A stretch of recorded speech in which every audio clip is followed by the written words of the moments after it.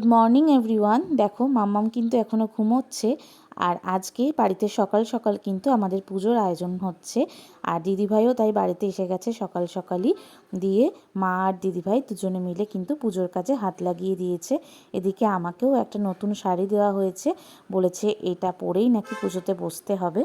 তো আমি চট করে রেডি হয়ে তারপর মাম্মামকেও রেডি করে দেব। দেখো অনেক কষ্টে মাম্মামের বেচারি ঘুম তো ভাঙছেই না। যাই হোক, তো ওকে এখন রেডি করে দেব। রেডি করে তারপর ওকে কিন্তু পুজোর কাছে নিয়ে যেতে হবে। ওকে দেখো রেডি করে দিয়েছে, আর যে জামাটা পরেছে ওটা কিন্তু আজকে ওর মামাই ওকে দিয়েছে। তো আমি রেডি হয়ে গেছি, আর ওপরে কাকু এসে গেছেন পুজো করতে, আর মাম্মামকে নিয়েও ওপরে চলে গেছে। তো চলো যাওয়া যাক।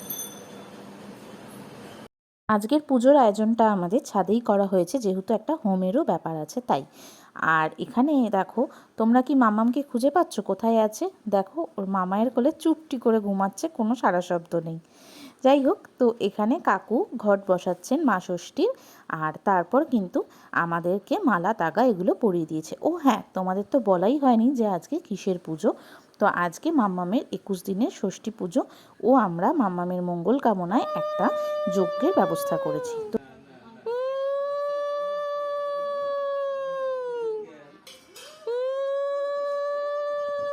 তো এরপর পুজো শুরু হলো, এবং আজকে কিন্তু মাম্মামের নাম ঠিক করা হবে যে মাম্মামকে আমরা কি নামে ডাকবো।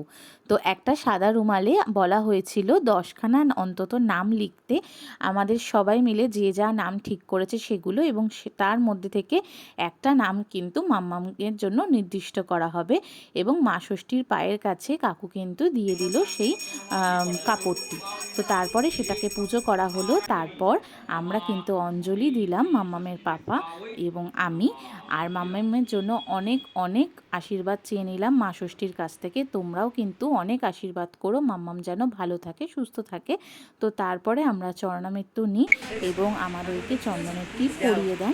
তারপর মাম্মামকে নিয়ে আমরা একটু বসেছিলাম, কারণ এরপর কিন্তু যজ্ঞ আরম্ভ হবে। তো যজ্ঞের জন্য সমস্ত কিছু তৈরি করতে হবে, গোছগাছ করতে হবে সেই জন্য। আর যজ্ঞে বলা হয়েছিল কিন্তু যে মামাকে বসতে হয়, তাই এই যজ্ঞটা কিন্তু আমার দাদাভাই মাম্মামের জন্য করেছিল। এবং যজ্ঞটা খুব ভালোভাবেই হয়েছে। আচ্ছা, তোমাদের তো এবার বলি যে মাম্মামের নাম কি রাখা হলো।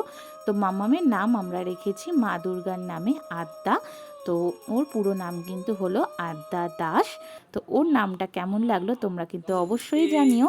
তো এরপর যজ্ঞ হয়, এবং আমি এবং শানু আমরা দুজন মিলে বসি যজ্ঞের সামনে। যেহেতু মাম্মাম খুব ছোট, তাই বেশিক্ষণ বসে থাকিনি, যজ্ঞের তাপটাতে ওর কষ্ট হবে, কিন্তু যজ্ঞ ভালোভাবে সম্পন্ন হয়।